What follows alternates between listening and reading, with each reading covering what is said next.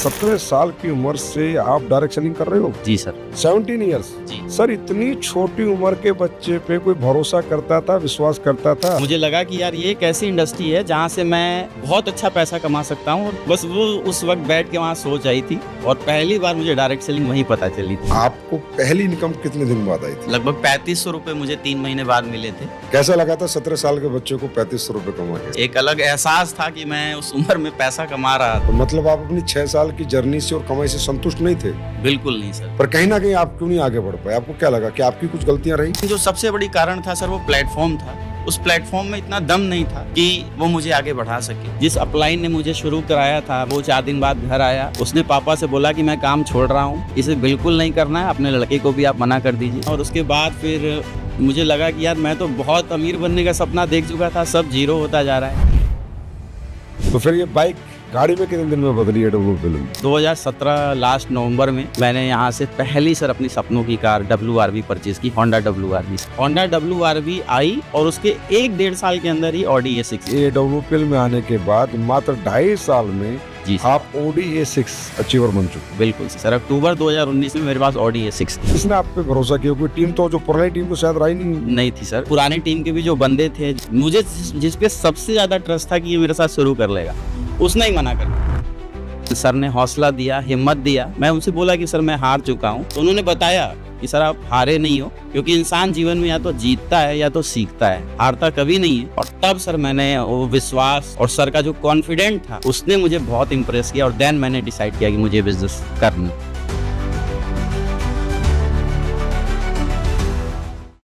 दोस्तों नमस्कार, एक बार फिर आपका स्वागत करते हैं लीडिंग लीडर्स के एक और पॉडकास्ट शो में।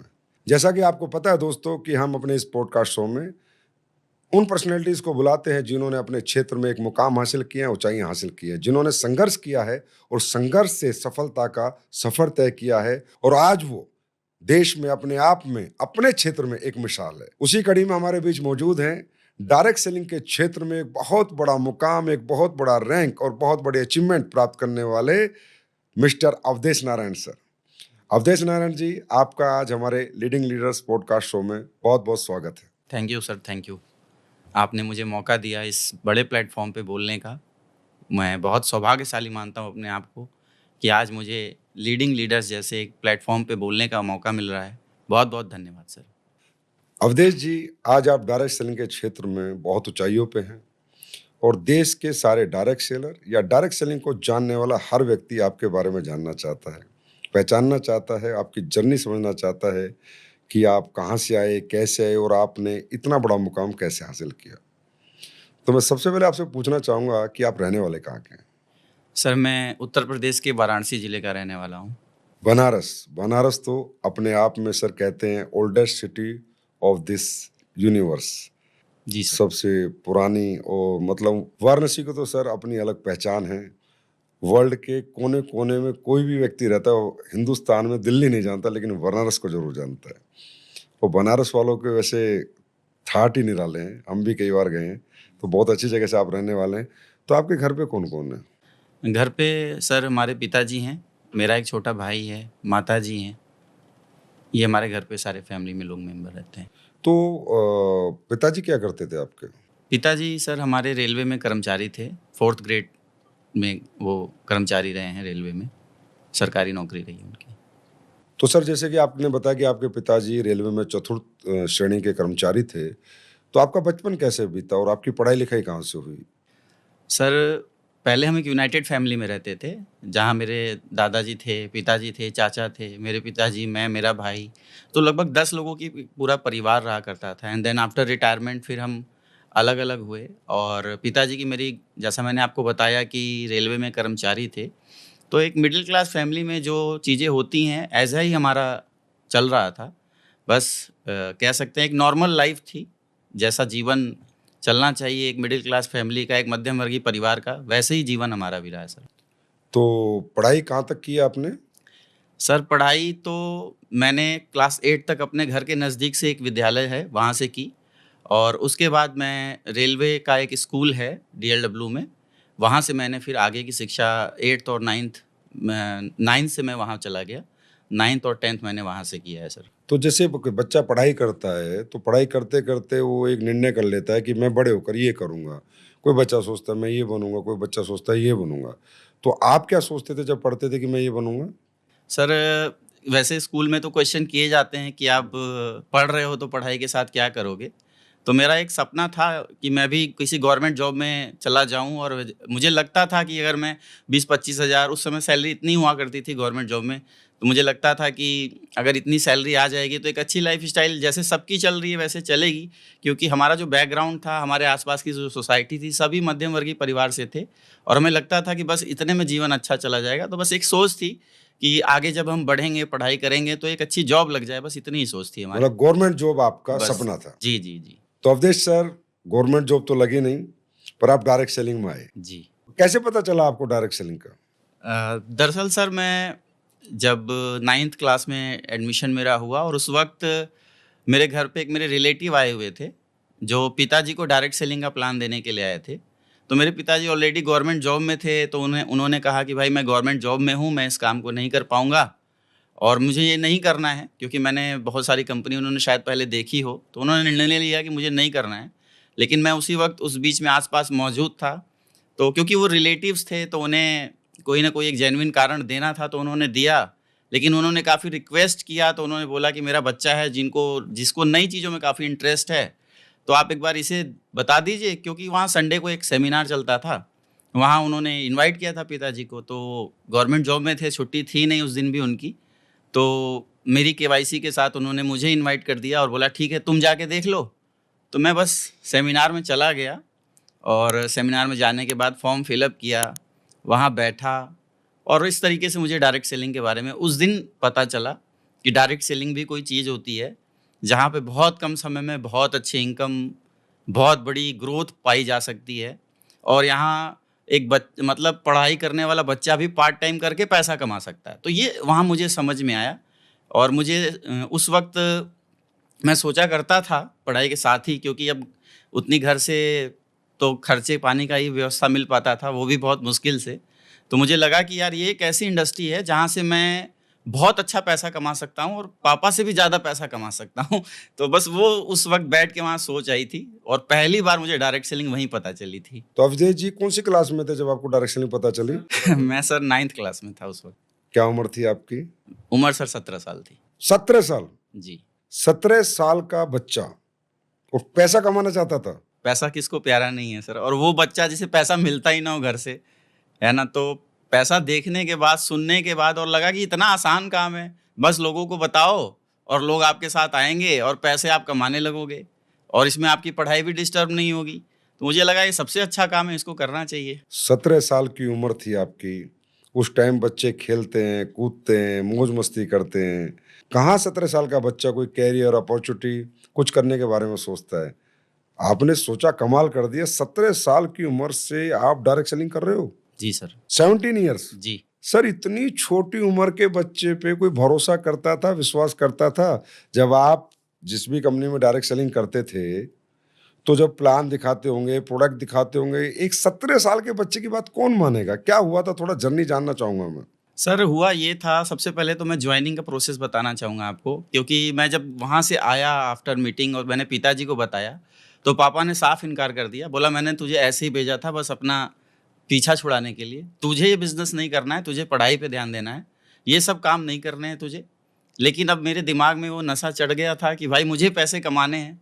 तो एक घर में कहा जाता है कि कोई चीज़ अगर नहीं मानी जाती पापा से तो एक सॉफ्ट कॉर्नर होता है मम्मी।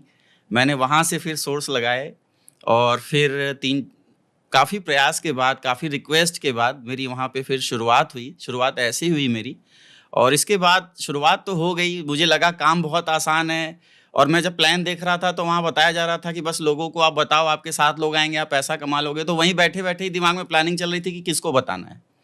और जब जॉइनिंग के बाद मैं उनके पास गया बताने कि भाई मुझे तो ऐसी चीज़ हाथ में लगी है जिसके बारे में तुम्हें पता ही नहीं और ये बहुत आसान काम है, बस लोगों को बताओ और पैसे कमाओ। तो सीधा मेरे साथ उल्टा हुआ।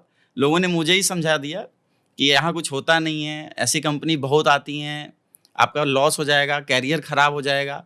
लेकिन ईश्वर जब आपसे कुछ कराना चाहता है तो फिर बस एक ही चीज़ थी कि मुझे पैसा चाहिए अपनी लाइफ़ में, क्योंकि उसका अभाव मैंने अपने जीवन में देखा था कि जब दूसरे बच्चे जो अच्छी साइकिल, अच्छी बाइक और बहुत सारी अच्छी चीज़ें मेंटेन करते थे, लेकिन हम वो नहीं कर पाते थे। तो बस एक चीज़ थी कि वो किसी भी हाल में बस फ़ोकस था कि मुझे पैसा चाहिए। तो बस मैंने इस काम फिर मैं मीटिंग में गया, सेमिनार में गया, मैं देख रहा हूँ यार 100-200 लोग इस काम को कर रहे हैं और वो जो अपने थे जिन पे विश्वास था वो मना कर रहे हैं। तो मैं काफ़ी कन्फ्यूज़ हो गया और उसके बाद भी सर बहुत चीज़ें हुई, जैसे कि जिस अपलाइन ने मुझे शुरू कराया था, मतलब जिस रिश्तेदार ने शुरू कराया था, वो 4 दिन बाद घर आया। उसने पापा से बोला कि मैं काम छोड़ रहा हूँ, ये बेकार काम है, इसे बिल्कुल नहीं करना है, अपने लड़के को भी आप मना कर दीजिए। 4 दिन बाद ही? 4 दिन बाद ही सर, जॉइनिंग के 4-5 दिन बाद, मतलब ये कह सकते हैं। और उसके बाद फिर मुझे लगा कि यार मैं तो बहुत अमीर बनने का सपना देख चुका था, सब ज़ीरो होता जा रहा है। लेकिन मैं वापस संडे को, क्योंकि छुट्टी रहती है स्कूल की, सेमिनार में जाता था, बैठता था, लोगों को सुनता था, अचीवमेंट देखता था अपनी आँखों से।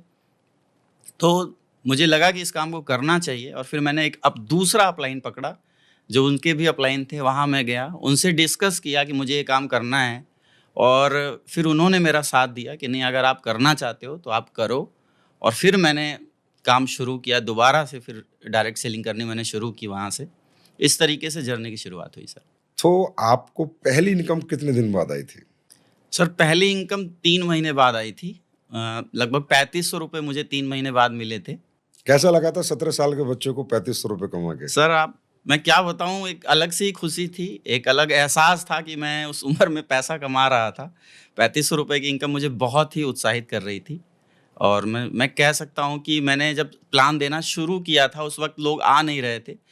क्योंकि जब मैं उम्र छोटी थी, लोगों के पास जाता था तो लोग बोलते थे कि यार यहाँ कुछ होने वाला नहीं है।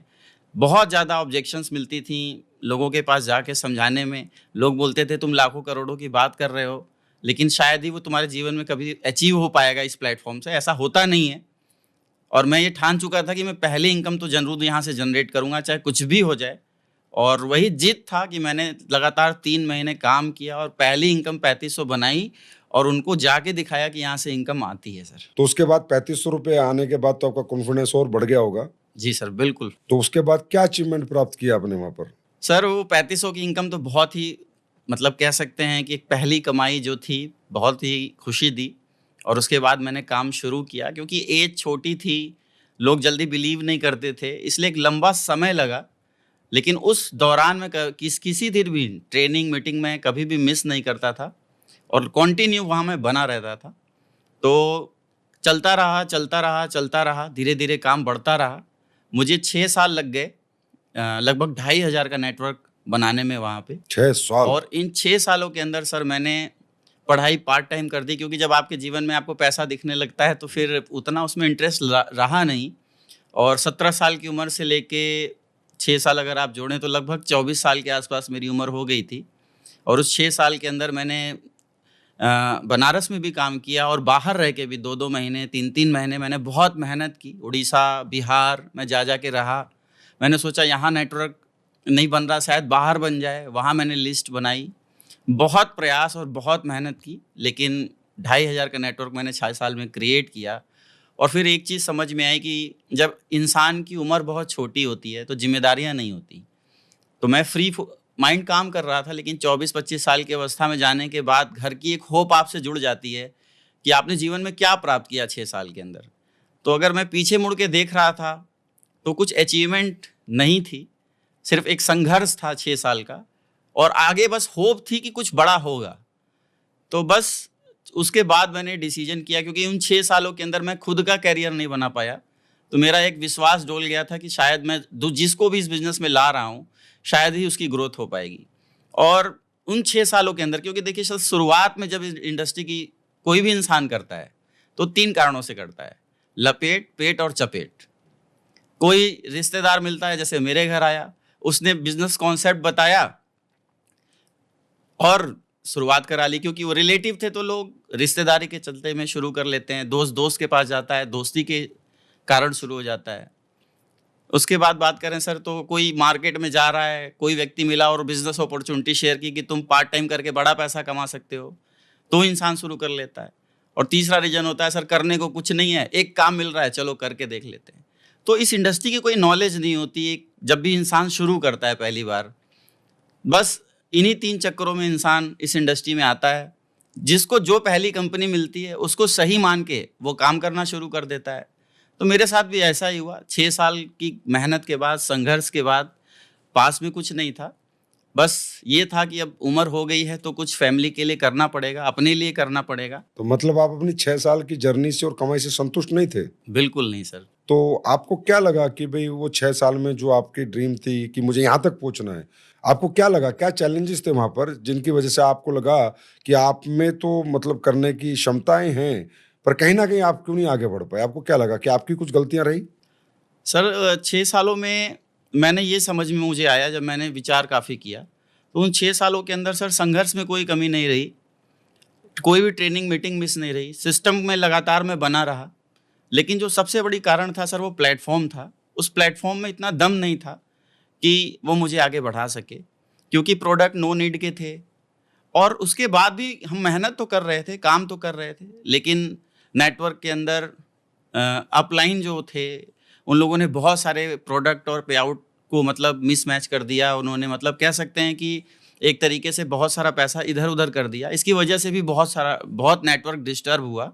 और क्योंकि प्रोडक्ट नीडफुल नहीं थे, कस्टमर के रिव्यूज़ के प्रति अच्छे नहीं थे, तो हम जहाँ जाते थे, मेहनत करते थे, इन्फ्लुएंस करते थे, वहाँ नेटवर्क तो बना लेते थे, लेकिन जैसे हम वहाँ से हटते थे, वापस से वो नेटवर्क ज़ीरो हो जाया करता था, क्योंकि प्रोडक्ट की डिमांड दोबारा क्रिएट नहीं हो रही थी। एक बार व्यक्ति प्रोडक्ट परचेज़ कर रहा था और आफ्टर परचेज़िंग वो दोबारा परचेज़ ही नहीं कर रहा था।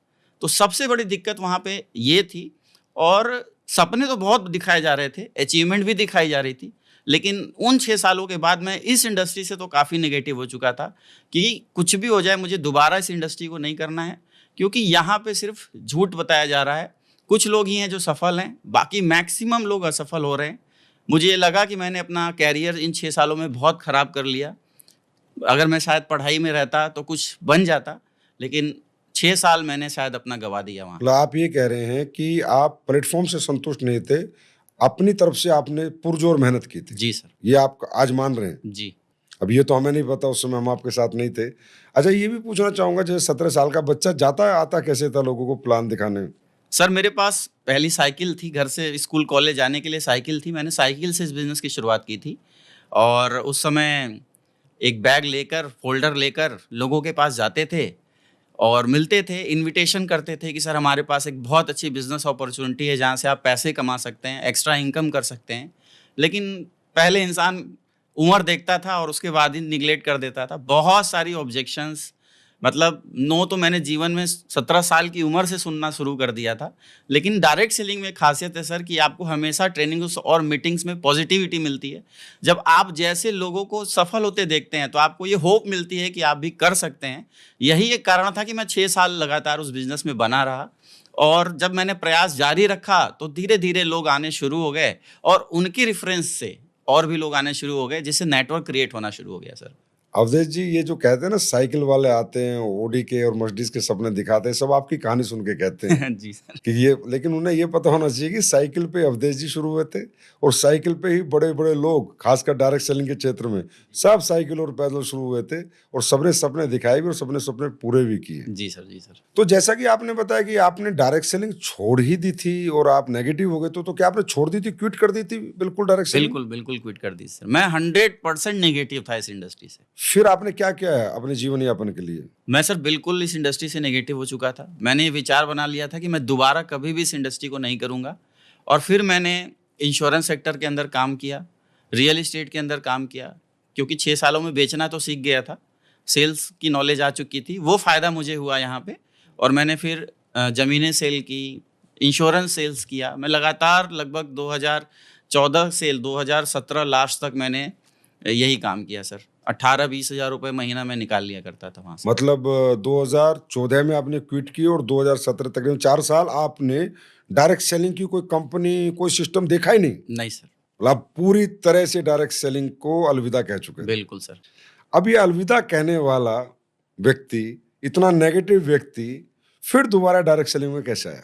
सर एक बात कही जाती है कि जब आप किसी काम को बहुत शिद्दत से कर लेते हैं तो कहीं न कहीं उसका इंटरेस्ट तो आप में बना रहता है। और क्योंकि जीवन की पहली बार मैंने कोई काम किया था, 6 साल उस पे मेहनत की थी, तो एक चीज़ था कि यार ठीक है, नहीं हुआ अचीव, लेकिन वही है कि जब किस्मत आपसे कुछ कराना चाहती है तो मौके बार बार देती है। और कहा जाता है कि सर एक बार डांसर डांस करना छोड़ दे, लेकिन उसके मनपसंद का गाना अगर बज जाए तो कदम थिरकी जाते तरह हैं। की जाती है। और ऐसा ही हुआ। अगस्त 2017 के आसपास मैं फेसबुक चला रहा था और एक महान शख्सियत मैं आज कह सकता हूँ जिन्होंने लाखों लोगों के जीवन को बदला है, महिपाल सर का एक पोस्ट आया हुआ था कि 1 वीक में मेरी इनकम 8.5 लाख रुपए हुई है। तो मैं जब उनकी प्रोफाइल में गया तो मैंने देखा कि प्रीवियस कंपनी जिसमें मैं काम कर रहा था उसी का नाम लिखा था। मैं कंफ्यूज हो गया क्योंकि वहाँ मैक्सिमम महीने का 8 लाख आता था, यहाँ वीक का 8.5 लाख। तो ये कन्फ्यूज़न की वजह से मैंने सिर्फ उनको मैसेज कर दिया कि हेलो सर। उन्होंने रिप्लाई दिया। मैंने पूछा कि आप प्रीवियस कंपनी में हो? बोले नहीं। फिर मैंने क्वेश्चन किया कि आप क्या कर रहे हो? तो फिर वहाँ से फिर बात शुरू हुई सर।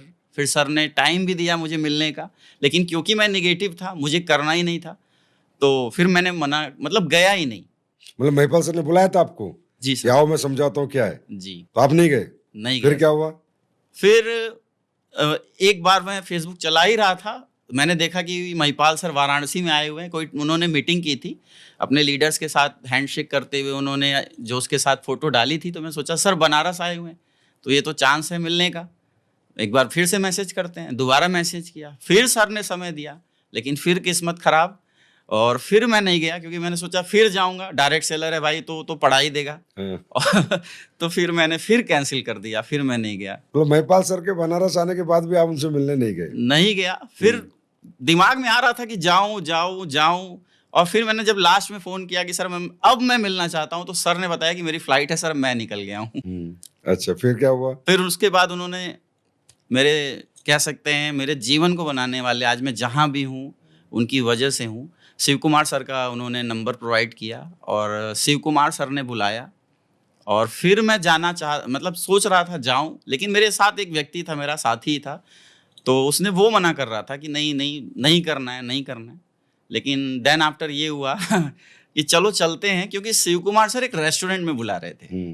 तो ये था कि चलो प्लान नहीं करेंगे, चाय कॉफ़ी लस्सी कुछ भी जो मिलेगा खाएंगे पिएंगे और फिर आ जाएंगे। तो हम प्लान देखने नहीं गए थे, हम रियल में बस मज़ा करने गए थे कि चलो किसी का खर्चा करा के आ जाते हैं। तो बस उस वजह से हम चले गए। मेरे साथ मेरा वो साथी भी गया था वहाँ पे और हमने फिर चाय कॉफ़ी की। सर ने प्लान शुरू किया, लगभग रात को 8 बजे से प्लान शुरू हुआ और हम तो अपना जो करने गए थे वो कर रहे थे। लेकिन जब प्लान की बारी आई और जब प्लान बताया गया कि आपको फर्स्ट रैंक पे ये मिलेगा, फिर रैंक की बोनस इनकम मिलेगी, फिर सेकंड रैंक पे इतना मिलेगा, और जब 6th रैंक तक सर गए और 1.5 लाख का चेक बनाया, हमने बोला सर अब मत बताइए आगे क्योंकि इससे ज़्यादा हमने कभी जीवन में डायरेक्ट सेलिंग में सुना नहीं है। और पेपर पे तो आप बता रहे हैं, पता नहीं होगा भी या नहीं होगा।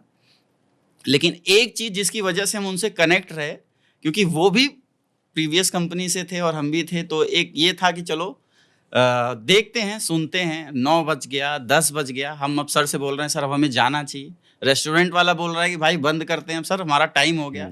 लेकिन शिव कुमार सर बस 2 मिनट 5 मिनट कर रहे थे और लास्ट में उसने शटर गिरा दिया। अब हमने सोचा कि अब पीछा छूटा सर से, अब हम चलते हैं। लेकिन सर की कार थी, पुरानी एक फोर्ड की कार थी। उन्होंने बोला सर 2 मिनट कार में बैठते हैं।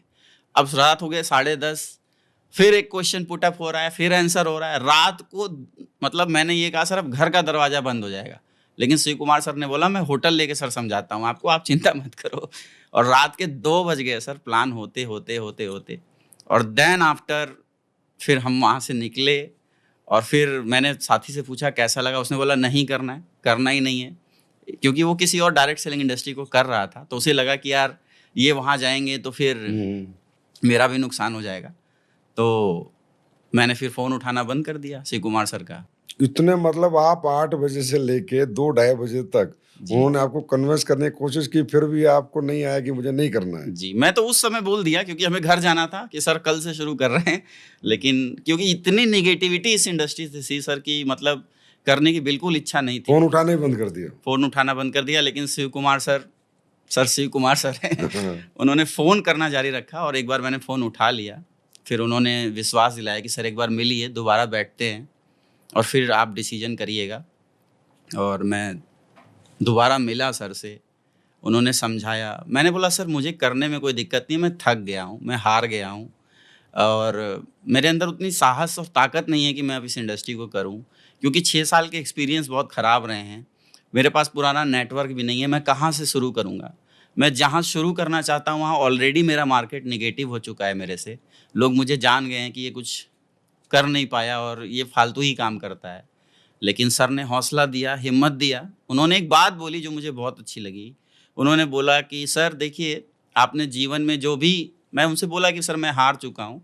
तो उन्होंने बताया कि सर आप हारे नहीं हो, क्योंकि इंसान जीवन में या तो जीतता है या तो सीखता है, हारता कभी नहीं है।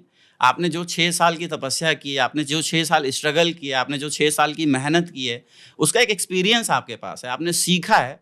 अगर वो सिखलाई आप इस प्लेटफ़ॉर्म पे लगा देते हो, तो आप बहुत बड़ी ग्रोथ हासिल कर सकते हो। और तब सर मैंने वो विश्वास और सर का जो कॉन्फिडेंट था और सर की जो मेहनत थी रात को 2 बजे तक मुझे कार में बैठा के समझाने की, उसने मुझे बहुत इम्प्रेस किया और देन मैंने डिसाइड किया कि मुझे बिज़नेस करना है, दोबारा आ गए। दोबारा आना है सर। फिर आपने दोबारा शुरू कर दिया। जी सर। सर 4 साल का अंतराल था। 4 साल आप ट्रेडिशनल बिज़नेस में थे। तो आपके साथ कौन आया फिर शुरू-शुरू में? मतलब किसने आप पे भरोसा किया? कोई टीम तो जो पुरानी टीम तो शायद रही नहीं होगी। नहीं थी सर, और पुरानी टीम के भी जो बंदे थे, जो साथी था मेरा, वो खुद मना कर रहा था। मुझे जिस जिस पे सबसे ज़्यादा ट्रस्ट था कि ये मेरे साथ शुरू कर लेगा, उसने ही मना कर दिया था। तो फिर सर ने, अमित दुबे सर से मिलाया मुझे। पहली बार बीएचयू में मैं गया, सर से मिला। सर ने बताया कि सर कोई बात नहीं है, हम एक नई टीम खड़ी करेंगे, एक नया नेटवर्क खड़ा करेंगे। मैं आपको बताता हूँ कैसे करना है। फिर सर ने मुझे पूरे एस्क्लेपियस वेलनेस के प्रोडक्ट दिखाए। उस समय सिर्फ 6 या 7 प्रोडक्ट हुआ करते थे और बताया कि सर आप ऐसे करो काम, एक यूज़र लिस्ट बनाओ आप और एक डिस्ट्रीब्यूटर की हम लिस्ट बनाएँगे। तो जो यूज़र लिस्ट होगी उसमें अगर कोई बीमार है, कोई परेशान है लाइफ़स्टाइल डिज़ीज़ से, आप उसकी लिस्ट बनाओ। तो सर मुझे सबसे ज़्यादा कॉन्फिडेंट एडब्ल्यूपीएल पे आया, मैं वो दिन बताना चाहूँगा कि मेरा एक दोस्त था, बाइक मैकेनिक था, उसको एलर्जी थी पूरी बॉडी पे, रैशेज़ हो जाया करते थे और पिछले 2-3 साल से वो परेशान था। तो अब मुझे प्लेटफ़ॉर्म तो दिख गया था, मिल चुका था। मैं एक दिन उसके पास बैठा था, उसने बताई अपनी परेशानी और मैंने सोचा चलो इसी पे ट्राई करके देखते हैं कि संस्था सही होगी तो देखते हैं क्या हो सकता है। और मैंने उसको प्रोडक्ट रिकमेंड कर दिए, उसने प्रोडक्ट ले लिए। 3-4 दिन बाद मैं गया, वो रोने लगा, बोला क्या हो गया, नुकसान तो नहीं कर दिया? बोला भाई मैं 2 साल से परेशान था, टैबलेट खाता था, मलहम लगाता था, तब मेरा ये बीमारी सही रहता था। लेकिन आज 4 दिन बाद मुझे इतना रिलीफ़ है कि मुझे मलहम और दवाई खाने की ज़रूरत नहीं पड़ी। तो वो कॉन्फिडेंट अचानक मेरा इतना बूस्ट कर गया, मैं इतना खुश हो गया सर, मैं क्या बताऊँ। मैं पहली बार मैंने ये देखा कि बिना प्लान बताए प्रोडक्ट सेल हो रहा है। ये कॉन्फिडेंट मुझे बहुत दिया। फिर उस व्यक्ति ने कई सारे लोगों को रेफ़रेंस दिया, मैंने गुरुजी को बुलाया, उन्होंने समझाया, बहुत सारे प्रोडक्ट सेल आउट हुए और बिना प्लान बताए जब पैसा आया खाते में, तो एक अलग ही कॉन्फिडेंट था कि बहुत कुछ किया जा सकता है। तो वो कॉन्फिडेंट मेरा वहाँ से बिल्ड हुआ और फिर धीरे-धीरे सर, क्योंकि मैं परेशान था, मुझे पता था कि मेरे जैसे बहुत सारे लोग परेशान हैं। तो फिर मैंने कॉन्टैक्ट जुटाने शुरू किए, जिन लोगों ने डायरेक्ट सेलिंग की है, मेरे जैसे लोग जो असफल रहे, मैं उनसे कॉन्टैक्ट साधने की कोशिश शुरू कर दिया। क्योंकि मैंने फेसबुक के थ्रू महिपाल सर से संपर्क किया तो मुझे आइडिया आ गया कि मैं भी फेसबुक के थ्रू ही सोशल मीडिया का इस्तेमाल करके लोगों तक पहुंच सकता हूं, और वो स्ट्रेटजी मैंने अपनाई। फिर उसके बाद धीरे-धीरे लोग आना सर शुरू हो गए और नेटवर्क क्रिएट हो गया सर। मतलब आपको जो सबसे बड़ा कॉन्फिडेंस था, वो था कि आपने पहले काम किया तो प्लान दिखाओ, ये दिखाओ, सिर्फ प्रोडक्ट दिया और व्यक्ति ने आपको पैसे दिए। प्रोडक्ट बिल्कुल दिया सर। और पैसे दिए और प्रोडक्ट के रिज़ल्ट आए और आपके खाते में पैसे आए तो आपको लगा भाई यहाँ तो आसान सा काम हो गया। बिल्कुल, एक बिल्कुल। तरह से आसान हो गया। जी, क्योंकि पहले प्लान देते थे सर तो क्या था, लोग नेगेटिव बातें बोलते थे, यार ये जोड़ने का काम है, इसमें तो जोड़ना पड़ेगा, लोग जुड़ेंगे तब पैसे आएँगे। लेकिन यहाँ क्या था, सिर्फ हेल्थ अवेयरनेस और प्रोडक्ट की इन्फॉर्मेशन दे के ही पैसे आ जा रहे थे। तो बहुत मज़ा आया सर काम करने में शुरू में। सर फिर जब आपने ईडब्ल्यूपीएल शुरू की तो फैमिली जो आपके पिताजी, माताजी थे, भाई था या जो भी फैमिली में और भी लोग थे, क्योंकि उन्होंने आपकी 6 साल की जर्नी में आपको देखा था एक तरह से एज़ ए फेलियर ही देखा था कि भाई कुछ कर नहीं पाए 6 साल में और फिर एक 4 साल में नए-नए काम कर रहा है और फिर आप दोबारा डायरेक्ट सेलिंग में आते हो ईडब्ल्यूपीएल के माध्यम से। तो उस टाइम परिवार ने विरोध नहीं किया आपका? आपने कैसे पॉजिटिव किया उनको? सर विरोध करने ही नहीं दिया, क्योंकि जब मैंने एडब्ल्यूपीएल की शुरुआत की तो आयुर्वेदिक प्रोडक्ट थे। तो पहली बार जब मेरी जॉइनिंग हुई, 100 एसपी का प्रोडक्ट बाई कुरियर घर आया। तो जैसे ही प्रोडक्ट घर आया तो लोगों ने पहले भी पैकेज आते थे, तो घर वालों के दिमाग में गया कि फिर से इसने कोई ऐसा काम शुरू किया।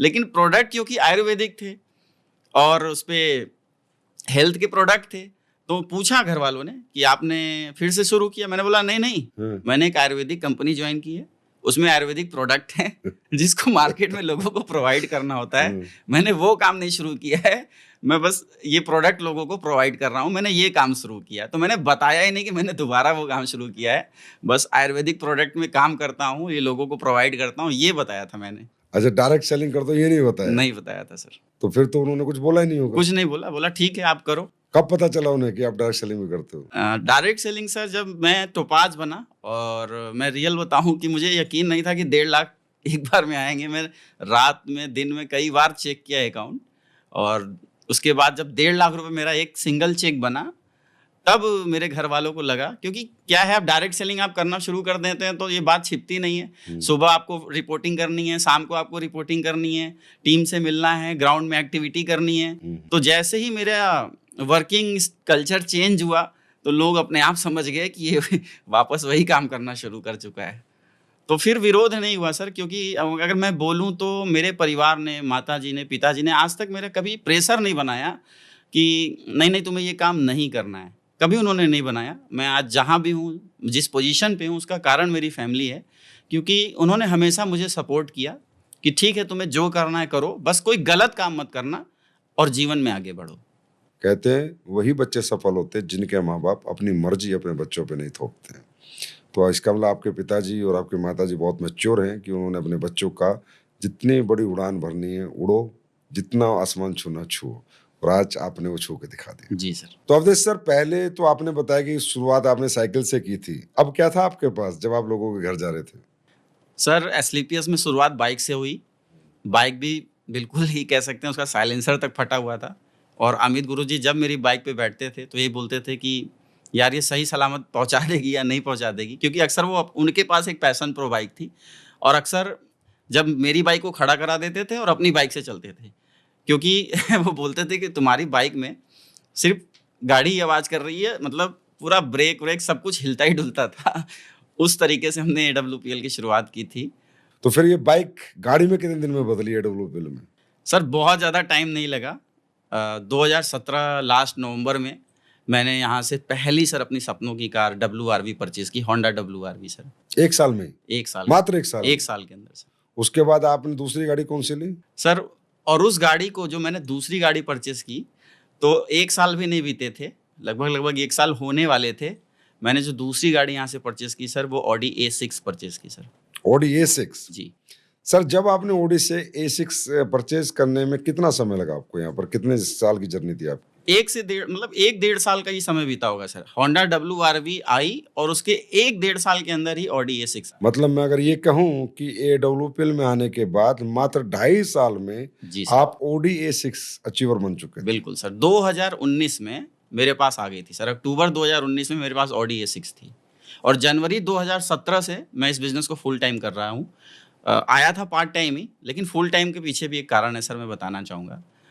एक इवेंट हुआ था सर दिल्ली में, ग्रैंड जलवा शो करके एक इवेंट हुआ था, उसमें हम जनरल, मतलब टिकट तो हुआ नहीं था। अमित सर ने बोला कि आपने जाना है इवेंट में। मैंने बोला सर मैंने 6 साल बहुत सारे इवेंट देखे हैं, इवेंट में मैं जाऊँगा ही नहीं। बहुत सारे तालकटोरा स्टेडियम मैंने 6 साल के अंदर देखे हैं, मैं नहीं जाऊँगा। लेकिन सर का कहना था कि जाना है, और मैंने एक चीज़ डायरेक्ट सेलिंग में हमेशा की है कि अपने अपलाइन की बात कभी मैंने मानी, मतलब ये कह सकते हैं कि कभी निगलेक्ट नहीं की उनकी बात। तो किसी भी तरीके से जनरल में घुस के एक बैग रख के फिर हम पहुंच गए, और वहाँ सर ग्रैंड जलवा शो में जब हम गए, अंदर गए, पूरा खाना पीना सारी व्यवस्थाएं बहुत शानदार रही सर। पहली बार मैंने किसी, मतलब कंपनी तो एक ही की थी, लेकिन ऐसी व्यवस्था पहली बार मैंने वहाँ देखी।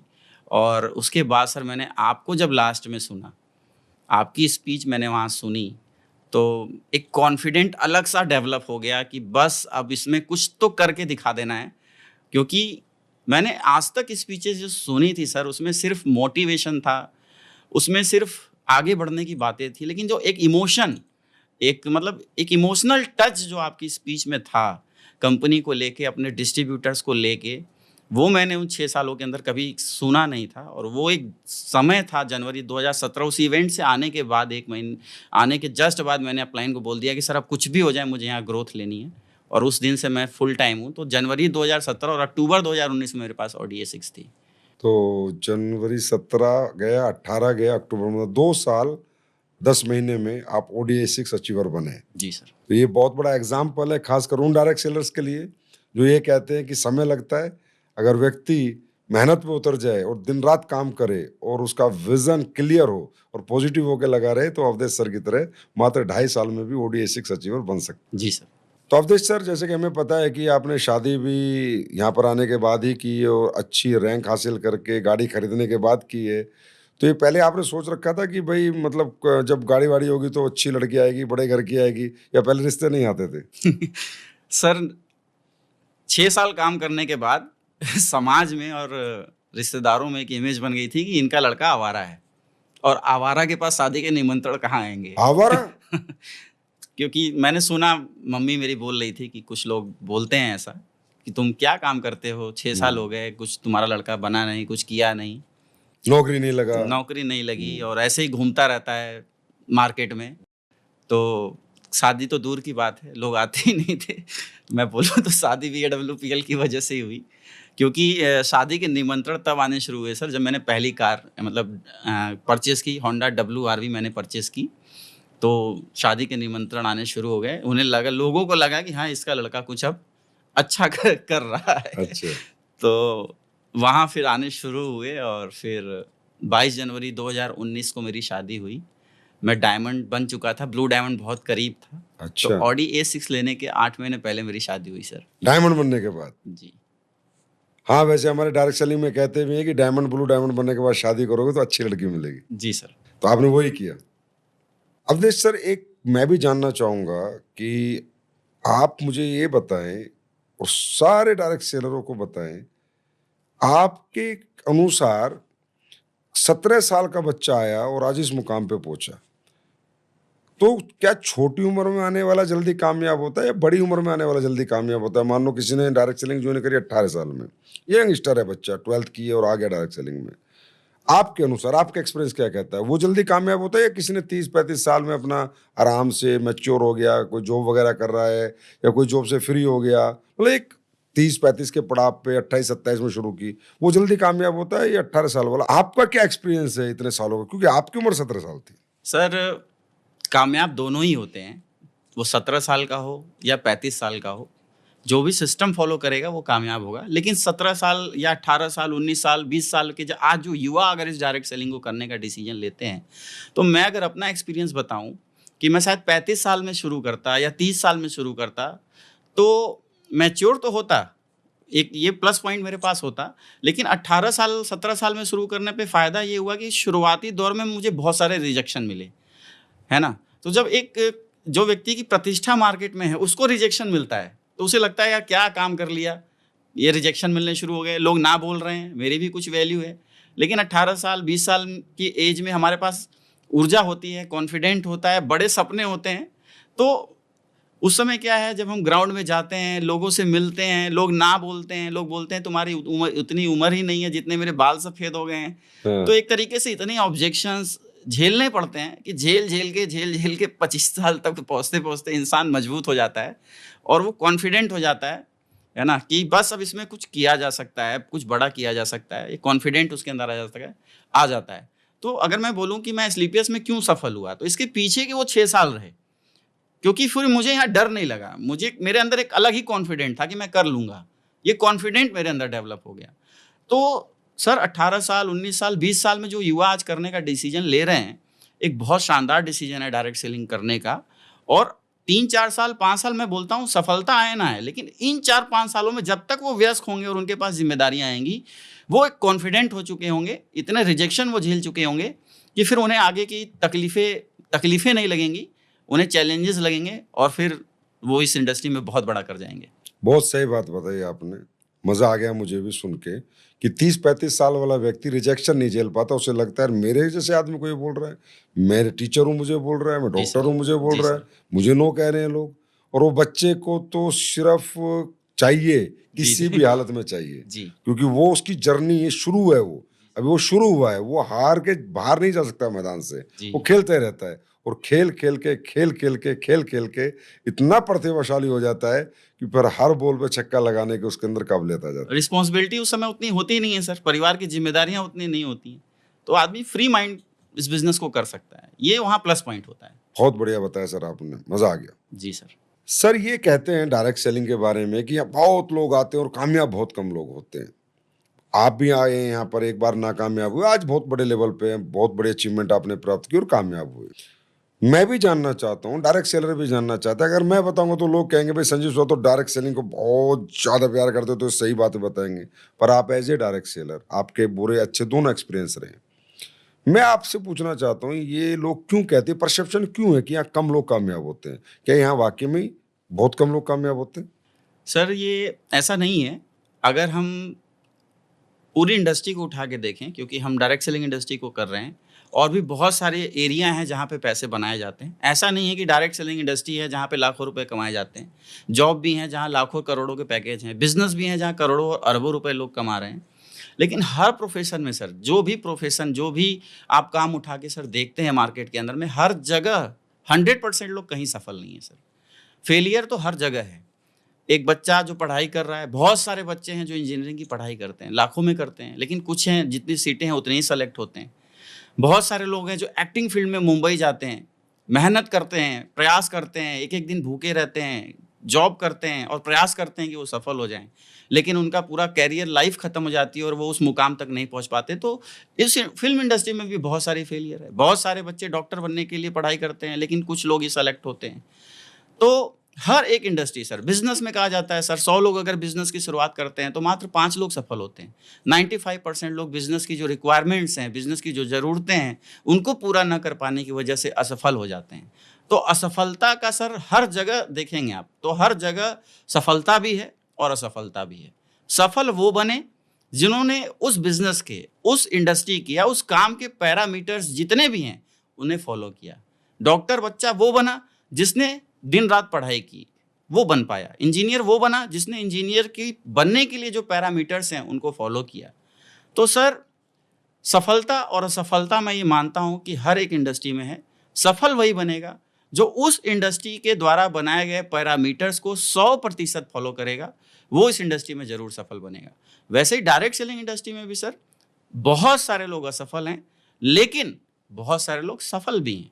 तो दोनों जगह सर यही अंतर है, मैं तो देखूँ। आपके अनुसार मोटिवेशन में लोग आ तो जाते हैं कि मैं डॉक्टर बनूंगा, इंजीनियर बनूंगा, डायरेक्ट सेलर बनूंगा, फिल्म स्टार बनूंगा, लेकिन उसके अनुसार खुद को एजुकेट नहीं करते, नहीं जितना कर मैं समझ पा रहा हूँ जी, जी। कि जो एजुकेशन है उस इंडस्ट्री की, चाहे वो डॉक्टर बनने की हो, चाहे इंजीनियर बनने की हो, चाहे आर्किटेक्ट बनने की हो, चाहे फिल्म स्टार बनने की हो, जो पैरामीटर्स वहाँ बने, जो सब्जेक्ट्स हैं, उन सब्जेक्ट्स के परिपक्व नहीं होते, जी उनको सर। पढ़ते नहीं, उनके अनुसार चलते नहीं है। जी। यही आप कहना चाह रहे हैं, जहाँ जी, तक मुझे जी। लग रहा है? जी, बिल्कुल सर। आपने बिल्कुल सही कहा देश सर।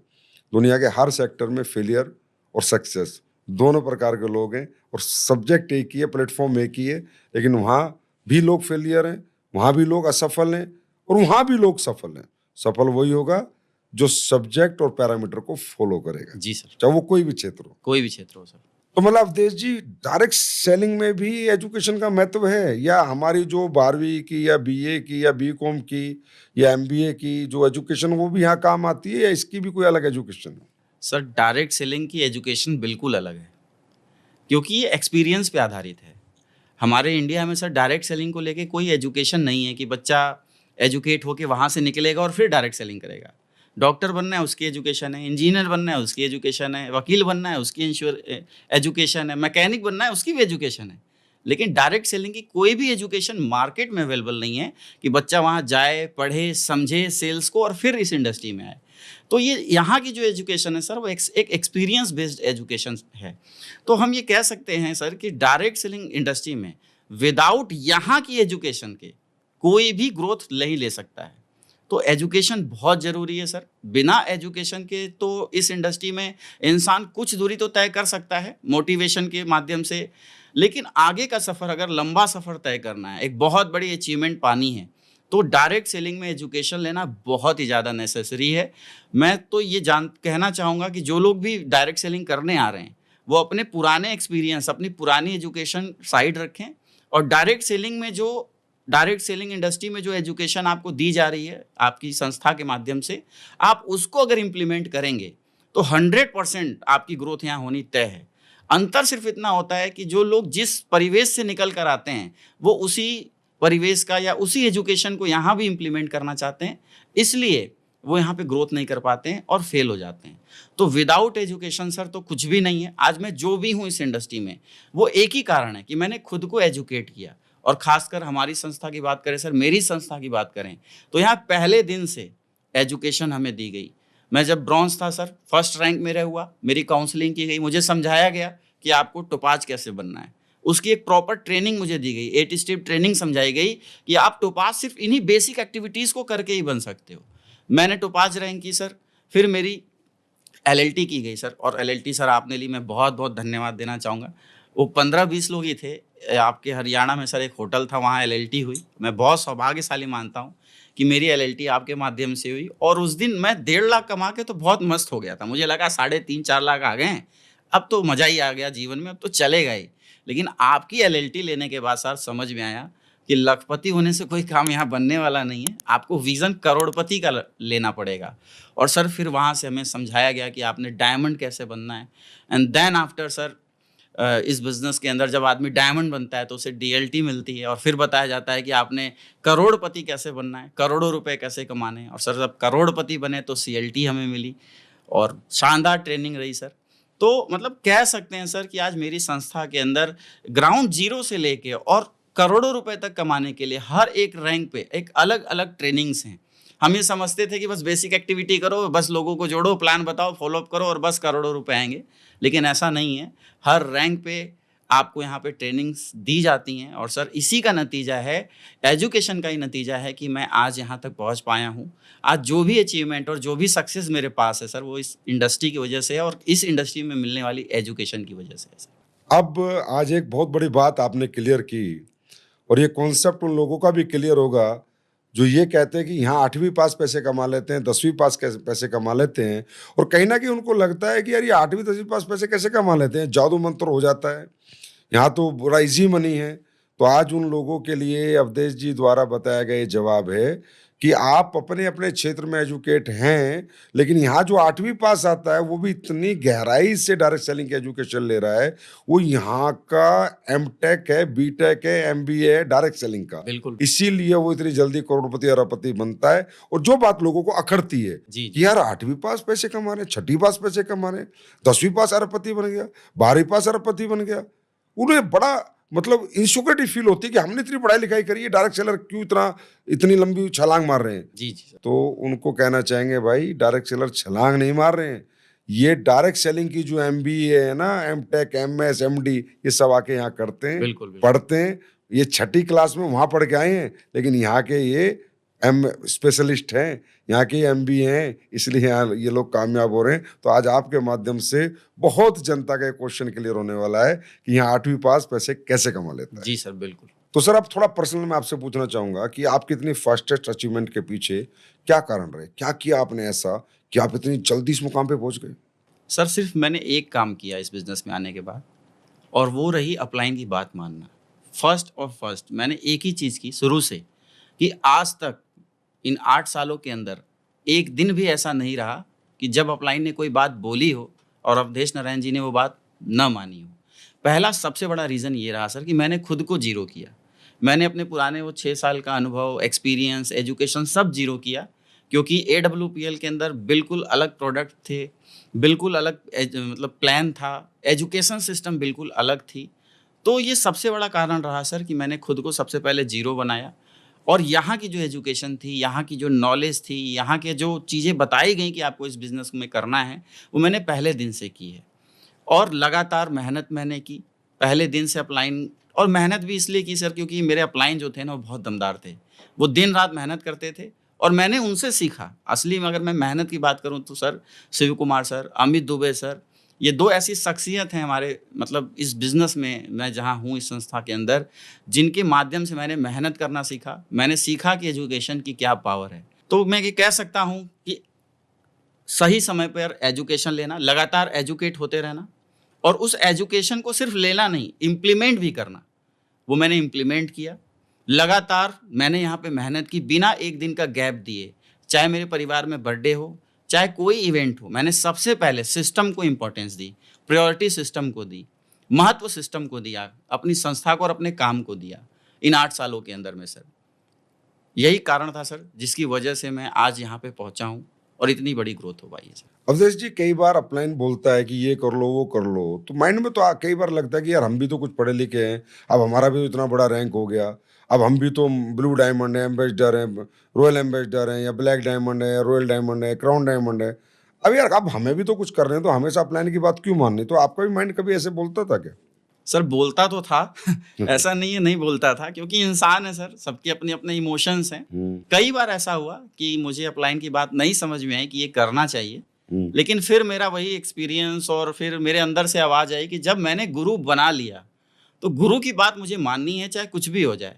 अगर अच्छा होगा तो क्रेडिट मुझे मिलेगा, और अगर खराब हो गया तो इल्जाम गुरुजी पे जाएगा। तो लॉस कहीं से था नहीं सर। बोला तो अच्छा हो गया तो मैं, आपने कहा सर देखो मैंने कर दिया अच्छा हो गया, और नहीं हुआ तो देखो सर आपने कहा था। जी, मतलब जी, कहने का मतलब क्रेडिट खुद लेना है, और नहीं हुआ तो कम से कम ये तो कह देंगे अपलाइन को सर आप ही ने तो कहा था। जी सर। बहुत, मैं आपको सही बात बताऊं अवधेश जी, पूरे पॉडकास्ट में जो आपने ये बात बताई है ना, यही सच्चाई जिससे आप कामयाब हुए जी सर, कि बिल्कुल। कि आपने अपना दिमाग नहीं लगाया। नहीं लगाया सर, फर्स्ट डे से नहीं लगाया और आज तक नहीं लगाया। सर इस इंडस्ट्री में आके अपलाइन को एक बहुत बड़ा मुद्दा बना दिया जाता है कि अपलाइन जो कहता है वो करो, अपलाइन जो कहता है ऐसे खाओ, ऐसे ही पहनो, ऐसे ही रहो। अपलाइन की कई लोग कहते हैं यार हम कठपुतली हैं क्या? कई लोग कहते हैं यार अपलाइन हम के हम कठपुतली, उनके गुलाम है क्या यार, हमारी भी मर्जी है। तो ये जो परसेप्शन है लोगों का कि भाई अपलाइन को इतना क्यों मानो, अपलाइन की इतनी बात क्यों मानो, क्यों उनके अनुसार जिंदगी जियो, क्यों उनके अनुसार कपड़े पहनो, क्यों उनकी हर बात मानो। तो कई बार डायरेक्ट सेलर को लगता है यार मैं क्यों मानूं उनकी हर बात। तो आपके अनुसार मतलब क्यों ऐसा लोगों को लग रहा है, और इससे क्या मतलब लोगों का फायदा क्या हो रहा है, नुकसान क्या हो रहा है? सर देखिए, जीवन में इंसान जो भी सफल हुआ है, उसने किसी एक व्यक्ति को अपना गुरु बनाया है, तभी वो अपने जीवन में सफल हुआ है और उसकी 100% बात उसने फॉलो की है। अगर मैं सामाजिक उदाहरण दूं सर, तो आज सचिन तेंदुलकर जी का नाम बहुत बड़ा है क्रिकेट में, भगवान कहे जाते हैं, लेकिन उनके भी गुरु थे आर्चरेकर जी, जिन्होंने उन्हें इस क्रिकेट को सिखाया और इस फील्ड में आगे बढ़ाया। तो हर एक सफल इंसान के पीछे कोई ना कोई व्यक्तित्व है, कोई ना कोई व्यक्ति है जिसके माध्यम से वो सफल हुआ, और वो उसका अपलाइन है, उसका गुरु है। तो सर डायरेक्ट सेलिंग इंडस्ट्री में भी अगर मैं देखता हूँ, मैंने जो इन सफ़र के अंदर 2007 से और अभी तक देखा है, उसमें अपलाइन ही एक ऐसा व्यक्ति है सर, क्योंकि यहाँ 2 ही संबंध है, एक अपलाइन और एक डाउनलाइन। इन्हीं दोनों पहियों पे गाड़ी आगे चलती है। तो सर बिना अपलाइन के कुछ भी संभव नहीं है, क्योंकि अपलाइन सर मैं कह सकता हूँ बॉस नहीं है। यहाँ लोग समझते हैं अपलाइन बोल रहा है तो वो ऑर्डर है या वो बॉस है, उनकी ईगो हर्ट हो जाती है। यहाँ अपलाइन एक एक्सपीरियंस है सर, क्योंकि अपलाइन ने हमसे पहले बिजनेस की शुरुआत की, अपलाइन के पास हमसे ज़्यादा अचीवमेंट है, अपलाइन के पास अचीवमेंट ज़्यादा है तो उसने फाइनेंशियल मैनेजमेंट भी अपनी की होगी, उसने कुछ लॉस भी सहे होंगे, तो वो एक्सपीरियंस हमसे शेयर करता है। और वो एक्सपीरियंस अगर हम मान लें अपनी ईगो साइड करके, तो हम इस बिजनेस में सफल हो सकते हैं, और लोग हुए हैं। जो लोग भी इस बिजनेस में सफल हुए हैं सर, वो अपलाइन की बात सुनकर और मानकर ही सफल हुए हैं। तो ये सबसे बड़ा कारण है सर कि हमें अपलाइन की बात माननी चाहिए, सुननी चाहिए और उसे अपने जीवन में उतारना भी चाहिए। क्योंकि सर माँ बाप हैं, उन्होंने हमें जीवन दिया, उन्होंने हमें जीवन में संस्कार सिखाए, लेकिन कहा जाता है कि माँ बाप के बाद जो सबसे बड़ा गुरु है वो शिक्षक होता है। अगर हम स्कूल नहीं जाते, हमें अच्छे टीचर नहीं मिलते और अच्छी एजुकेशन वो हमें नहीं देते, तो शायद हम अपनी लाइफ में आगे नहीं बढ़ पाते। घर है सर, समाज है, वो हमें सामाजिक ज्ञान दे सकता है, समाज हमें समाज की बातें बता सकता है, दोस्त हमें घूमने फिरने और मौज मस्ती की बातें बता सकता है। लेकिन एक सही डायरेक्शन डायरेक्ट सेलिंग इंडस्ट्री में एक अपलाइन ही दे सकता है। जो व्यक्ति ये बात समझ गया सर, वो 101% इस बिजनेस में सफल बनेगा ही बनेगा, उसे कोई रोक नहीं सकता। क्योंकि कहा जाता है ये बिजनेस जस्ट डुप्लीकेट का है, जैसा आप करेंगे एज इट इज आपके साथ होगा। कई सारे लोग सर अपलाइन में कमियां ढूंढते हैं, अपलाइन में ये कमी है। कोई भी व्यक्ति 100% सर परफेक्ट नहीं है, अपलाइन भी नहीं हो सकता है। अगर वो 100% परफेक्ट होता तो भगवान हो जाता, वो नहीं है। कुछ ना कुछ कमी हर एक इंसान के अंदर है। तो कई लीडर्स क्या करते हैं, उन कमियों को पकड़ के और फिर वो नेगेटिव हो जाते हैं, वो डाउन लाइन में एक्सप्लेन करने लगते हैं कि यार ये कमी है। मैंने जो चीज़ें सीखी हैं सर इस बिज़नेस में, मुझे एक चीज़ समझ में आई कि मुझे अगर अपनी वैल्यू बनानी है, तो मुझे अपलाइन की वैल्यू बनानी पड़ेगी, क्योंकि अगर मैं अपलाइन की वैल्यू नहीं बना पाऊँगा, अपलाइन का एडिफिकेशन नहीं कर पाऊँगा, तो उस रोल में मैं भी हूँ सर, मैं भी तो अपनी टीम का अपलाइन हूँ। अगर मैं आज नेगेटिव बातें बोलूँगा, मैं अगर आज निराश होऊँगा, मैं अगर आज कमियाँ ढूँढूँगा, तो सर मेरा नेटवर्क मेरे में भी कमियां ढूंढ सकता है, क्योंकि मैं भी परफेक्ट नहीं हूं। तो एक एग्जाम्पल सेट हो जाता है। जो व्यक्ति अपने अपलाइन की कमियों को न देख के उनकी खूबियों को देखता है और हमेशा अपनी टीम के सामने अपने अपलाइन की एडिफिकेशन अच्छी रखता है, ऑटोमेटिक सर वह संस्कार और वह सिस्टम उस लीडर के नीचे डेवलप हो जाता है, और वो नेटवर्क सर जब बड़ा बनता है ना, तब इसका प्रॉफिट बहुत ज़्यादा लेता है, क्योंकि वो एक संस्कार वाला नेटवर्क होता है, एक सिस्टमैटिक नेटवर्क क्रिएट होता है, जहाँ पे सोशलबाजी, जहाँ पे पॉलिटिक्स और जहाँ पे नेगेटिव बातों की कोई संभावना ही नहीं होती। मैं बहुत सौभाग्यशाली मानता हूँ अपने आप को कि मुझे शिव कुमार सर और अमित दुबे सर जैसे अच्छे अपलाइन मिले, जिनकी गाइडलाइन में और जिनकी अच्छे संस्कार और अच्छे सिस्टम की वजह से आज मेरे नेटवर्क में ये प्रॉब्लम्स नहीं आती, और हमारा पूरा नेटवर्क सर बहुत हैप्पी है। मैं इसमें यही कहना चाहूँगा, प्रोफेशनल गुरु हर व्यक्ति का रहा है। एक होता है पर्सनल गुरु, वो मम्मी पापा रहे हमारे। प्रोफेशनल गुरु टीचर रहा, हमारा कोच रहा, हमारा डायरेक्टर्स रहे, हर क्षेत्र में, चाहे बॉक्सिंग के कोच रहे, रेसलिंग के कोच रहे, और कोच लोगों ने ही प्लेयर्स बनाए। बिल्कुल तो सर। वो प्रोफेशनल गुरु है, और हर कोच के लोगों ने पैर भी छुए, रिस्पेक्ट भी दी, रिगार्ड भी दिया, और जब बड़ी ट्रॉफी लेके आए तो उन कोचों के पैरों में लाके रखी कि बिल्कुल सर आपने ना सिखाया था तो मैं यहाँ ना होता। तो मुझे लगता है हमें ऐसे सीखना चाहिए, हमें सिर्फ डायरेक्ट सेलिंग के अपलाइन के तौर पे नहीं मानना चाहिए हमारा प्रोफेशनल गुरु है, जी सर। हमारे प्रोफेशनल में बड़ा बनाएगा। हम जिस प्रोफेशनल में इससे हमसे पहले इसमें कामयाब हो चुका है, इसका फुल एक्सपीरियंस है, और ये प्रोफेशनली हमें इस दुनिया में बहुत मुकाम पे, ऊंचाई पे ले जाएगा। ये पर्सनली हमारे माँ बाप ने हमें बनाया, संस्कार दिए, लेकिन प्रोफेशनल संस्कार सारे हमारा अपलाइन हमें देगा, हमारा बिल्कुल कोच हमें देगा, हमारा गुरु हमें देगा। जी सर। तो अब मैं ये पूछना चाहता हूँ अवधेश सर, ये जो आज आपकी इतनी बड़ी कामयाबी, एम्बेसडर जैसा प्रेस्टिजियस रैंक आपने अचीव किया है, मेरे ख्याल 10 से 12 करोड़ से ऊपर की इनकम भी आपकी हो चुकी है, तो इस सब का क्रेडिट आप किसको देना चाहेंगे? सर ये सारा क्रेडिट जाता है सबसे पहले तो प्लेटफॉर्म को सर, क्योंकि अगर यही नहीं होता तो शायद हम लोग कितने भी टैलेंट हमारे अंदर होता, हम कितने भी मेहनती होते, हम कहीं कुछ भी नहीं कर पाते। अगर कर पाते तो 6 साल पहले जब मैंने किया था तभी कर पाते। तो सबसे बड़ा धन्यवाद, सबसे बड़ा सर थैंक यू मैं अपने जीवन का इस प्लेटफॉर्म को बोलूँगा, AWPL प्लेटफॉर्म को बोलूँगा, जिसके माध्यम से आज हमारा और हमारे जैसे बहुत सारे लोगों का जीवन सफल हुआ। और सर किसी भी अचीवमेंट के पीछे उस संस्था के प्रोडक्ट का बहुत बड़ा हाथ रहता है। मैं बहुत बहुत धन्यवाद देना चाहता हूँ सर, प्रोडक्ट आपने जो बनाए हैं इस AWPL के अंदर में, जिसके माध्यम से आज बहुत अच्छा मार्केट बना हुआ है। कस्टमर सेटिस्फेक्शन सर यहाँ पे है, प्रोडक्ट की नीड हमें नहीं जनरेट करनी पड़ती है, ऑलरेडी नीड मार्केट में जनरेट है, तो बहुत बड़ा क्रेडिट जाता है सर प्रोडक्ट को। मैक्सिमम काम सर इस बिजनेस में हमारा प्रोडक्ट करके दे रहा है। तो प्रोडक्ट हुआ सर, पे आउट हुआ, आज विदाउट टर्म एंड कंडीशन लगातार पे आउट बढ़ते चले जा रहे हैं। हम पहले दिन आए थे और आज का दिन है सर, कभी पे आउट कम नहीं हुए, कभी प्लान के अंदर ऐसा नहीं हुआ पे आउट कम हुए। लगातार मुझे 8 साल हो गए सर, इन 8 सालों में हमेशा प्लान में अपडेट हुए, लेकिन वो अपडेट के अंदर भी हमेशा हमारा फ़ायदा हुआ, डिस्ट्रीब्यूटर्स का फ़ायदा हुआ। तो सर पे आउट का दूसरा सबसे बड़ा रोल है। तीसरा सर सिस्टम का है, क्योंकि प्रोडक्ट कितने भी अच्छे बना लें, पे आउट कितना भी अच्छा बना लें, लेकिन अगर सिस्टम स्ट्रांग नहीं होगा तो छोटा नेटवर्क तो कोई भी चला लेगा सर, लेकिन एक बहुत बड़ा नेटवर्क 10 लाख 15 लाख लोगों का नेटवर्क एक बनाए गए सिस्टम के माध्यम से चलता है सर। तो आज एस्क्लेपियस वेलनेस की एजुकेशन सिस्टम के अंदर इतना पावर है, इतना दम है, जिसकी वजह से हम ग्रोथ कर रहे हैं सर। इनिशियल लेवल पे 8 स्टेप ट्रेनिंग, फिर जैसे हम बिजनेस में व्यक्ति शुरू करता है 10 कदम की ट्रेनिंग, जिससे उसे बिजनेस कैसे प्रमोट करना है ये पता चलता है। इससे भी advance training, SOS training, TTT training, LLT training, DLT training, CLT trainings. तो ये जो सिस्टम डेवलप करके दिया गया है सर AWPL प्लेटफॉर्म में, ये बहुत बड़ा रोल निभाया सर, क्योंकि हमें अपना दिमाग ही नहीं लगाना पड़ता। जैसे ही 1 महीना 2 महीना बीतता है, पता चलता है सिस्टम ने ये ट्रेनिंग ऑर्गेनाइज कर दी, आप इसमें अटेंड कर लो। जैसे कुछ समय बीतता है, सिस्टम ने ये इवेंट ऑर्गेनाइज कर दिया, आप इसको अटेंड कर लो। तो मैं तो 8 सालों के अंदर कभी माइंड लगा ही नहीं पाया कि हमें क्या करना है। सब कुछ बनाया गया सिस्टम के माध्यम से सर हुआ। और सर इसके बाद जो सबसे बड़ा क्रेडिट जाता है सर हमारे गुरु को, हमारे अपलाइन को, मिस्टर महिपाल सर, जिन्होंने मुझे एस्क्लेपियस वेलनेस से परिचय कराया। इसके बाद शिव कुमार सर, जिनके माध्यम से मैंने इस बिज़नेस प्लान को देखा, और उसके बाद सबसे बड़ा थैंक्स मेरे अमित दुबे सर को, जिन्होंने मुझे हाथ पकड़कर चलना सिखाया इस बिज़नेस में, और आज मैं जो भी हूँ सर, इन सब के कारण हूँ। और उससे भी बड़ा थैंक्स मेरी प्यारी टीम को। शायद अगर मेरा नेटवर्क और मेरी टीम मेरे साथ नहीं होती, तो आज मैं इस रैंक पे नहीं पहुँचता। तो मैं तो सर ये कह सकता हूँ कि मैं ज़ीरो हूँ, असली हीरो मेरी अपलाइन है। मैं तो बीच में हूँ। मेहनत डाउनलाइन की, समर्पण डाउनलाइन का, एक अच्छी डाउनलाइन और एक अच्छी अपलाइन मिल जाने की वजह से मैं अच्छा बन गया हूँ सर। बस मैं यही कहना चाहता हूँ। नहीं, ये आपका बड़प्पन है और कहते हैं, इसे कहते हैं ग्रेटिट्यूड। जी सर। दैट मीन्स आप में ग्रेटिट्यूड है कि आप सब लोगों को रिगार्ड रिस्पेक्ट देते हैं, जो भी आपके जीवन में आपकी कामयाबी के आपके साथी हैं।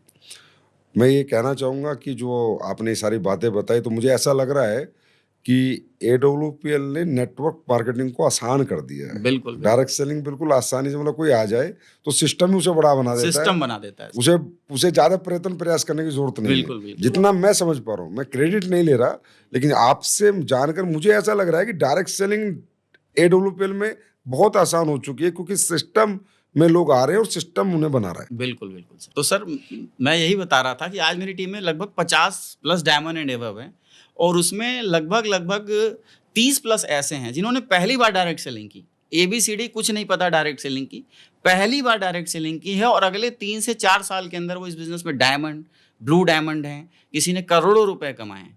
हमारा एक ऐसा सोच था कि यार इस इंडस्ट्री में 4 साल, 5 साल मेहनत करने के बाद, समझ लेने के बाद और एक्सपीरियंस लेने के बाद इंसान कामयाब हो सकता है। लेकिन एडब्ल्यूपीएल प्लेटफॉर्म में सर तो एक फ्रेशर, मतलब जिसने कभी डायरेक्ट सेलिंग की नहीं, वो कामयाब है। तो इसके पीछे जो सबसे बड़ा कारण है वो सर सिस्टम है। डायरेक्ट सेलिंग को आसान बना दिया बिल्कुल, एडब्ल्यूपीएल ने। बिल्कुल सर। तो अवधेश सर, अब मेरा लास्ट क्वेश्चन, कहाँ तक जाने का इरादा है एडब्ल्यूपीएल में? सर जहाँ तक आप ले जाओ, क्योंकि हम तो आपके फॉलोअर हैं, आप जहाँ तक ले जाओगे, आप जो रैंक खोलोगे, जो लेवल खोलोगे, हम वहाँ तक जाएंगे। मरते दम तक एडब्ल्यूपीएल का साथ नहीं छोड़ेंगे, और जो भी रैंक आप खोलोगे वहाँ तक हम उसको क्वालिफाई करेंगे।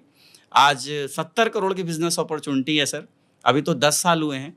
अगले 10 साल, 20 साल, 30 साल तक अगर 700 करोड़ की भी बिजनेस अपॉर्चुनिटी होगी, तो अवधेश नारायण वहाँ तक भी जाने का प्रयास करेगा, और अपने आने वाले जो फ्यूचर है, हमारे जो बच्चे हैं, उन्हें भी बोलूँगा कि तुझे वहाँ तक पहुँचना है।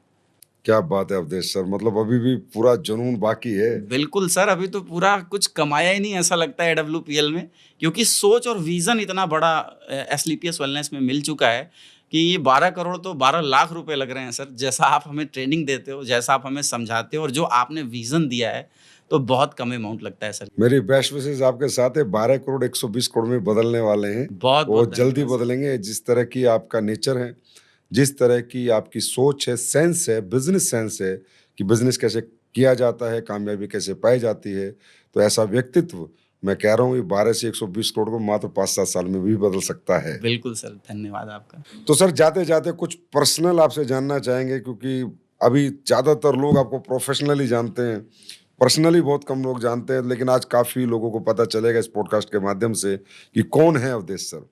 लेकिन लोग ये भी जानना चाहते हैं कि अवधेश सर को क्या क्या पसंद है। तो मुझे बताओ, आपकी सबसे फेवरेट कार कौन सी है? सर मेरी सबसे फेवरेट कार लैम्बोर्गिनी उरुस है। लैम्बोर्गिनी उरुस, उसकी आवाज़ बहुत अच्छी है। जी सर। खाने में सबसे ज़्यादा क्या लाइक करते हैं? खाने में सर हम तो नॉर्मल खाना जो घर का है वो हम ज़्यादा पसंद करते हैं। चावल हुआ, दाल हुआ, ये नॉर्मल जो खाना है सर, ये हमें ज़्यादा अच्छा लगता है अब, क्योंकि लाइफ़स्टाइल इतनी बढ़ गई है कि होटल्स में ही ज़्यादा समय जाता है हमारा, तो घर पे बहुत कम टाइम मिलता है, लेकिन जब मिलता है तो वो खाना सबसे अच्छा लगता है। पसंदीदा खेल कौन सा है? पसंदीदा खेल सर क्रिकेट है। पसंदीदा actor, Akshay Kumar. Actress? Actress का तो नहीं है सर कोई। नहीं नहीं, वाइफ को कुछ बोलेगी नहीं, आप बोल दो। अभी तो कोई नहीं है सर। अच्छा, एक्ट्रेस कोई पसंद नहीं है? नहीं, क्योंकि मैं फ़िल्में उतना देखता नहीं। अच्छा, कोई फिल्म जो सबसे ज़्यादा पसंद हुआ आपको? Baghban. Baghban. Domestic trip? Goa sir. International? International sir Switzerland. Switzerland. जी सर। तो अवधेश सर, आपसे बात करके, आज आपके बारे में जान के बहुत कुछ मुझे भी सीखने समझने को मिला है, और मुझे पक्का यकीन है कि जब इस पॉडकास्ट को देश की जनता देखेगी, खासकर डायरेक्ट सेलर देखेंगे या जो डायरेक्ट सेलिंग को जानते हैं वो देखेंगे, तो उनमें भी एक नई ऊर्जा का संचार होगा, और उन्हें भी ये पता चलेगा कि डायरेक्ट सेलिंग में इतने कम समय में इतनी बड़ी कामयाबी कैसे पाई जाती है। तो बहुत अच्छा लगा कि आज आप हमारे लीडिंग लीडर्स के पॉडकास्ट में आए। आपका बहुत बहुत शुक्रिया। बहुत बहुत धन्यवाद sir, thank you very much. तो दोस्तों, आज आप सबने अवधेश सर को सुना, जिन्होंने बहुत ही कम समय में एम्बेसडर जैसा प्रेस्टिजियस रैंक हासिल किया, बहुत कम उम्र में डायरेक्ट सेलिंग करके आज इतनी ऊंचाइयां हासिल की, एक बहुत बड़ा गैप ज़िंदगी में आने के बावजूद भी हिम्मत नहीं हारी, सपने नहीं तोड़े और फिर उन सपनों को पूरा किया जो 17 साल की उम्र में लेके आए थे। तो मुझे पूरा यकीन है कि इस पॉडकास्ट को देखने के बाद हमारे डायरेक्ट सेलर जो एक्टिव हैं वो तो बहुत बड़ा काम करेंगे ही करेंगे, और जो डायरेक्ट सेलर इनको देखेंगे, बाहर से भी कोई डायरेक्ट सेलर देखेंगे, डायरेक्ट सेलिंग को जानने वाले इस पॉडकास्ट को देखेंगे, उन्हें भी बहुत कुछ सीखने को, समझने को मिलेगा और इनकी बातों को अप्लाई करके वो भी अपने जीवन में कहीं ना कहीं बहुत बड़ा मुकाम और उपलब्धि हासिल करेंगे। तो जो भी आप यहाँ सीखे, समझें, अपने जीवन में जरूर अपनाएं। तो मिलते हैं फिर अगले पॉडकास्ट में एक और खास शख्सियत के साथ। बहुत बहुत धन्यवाद।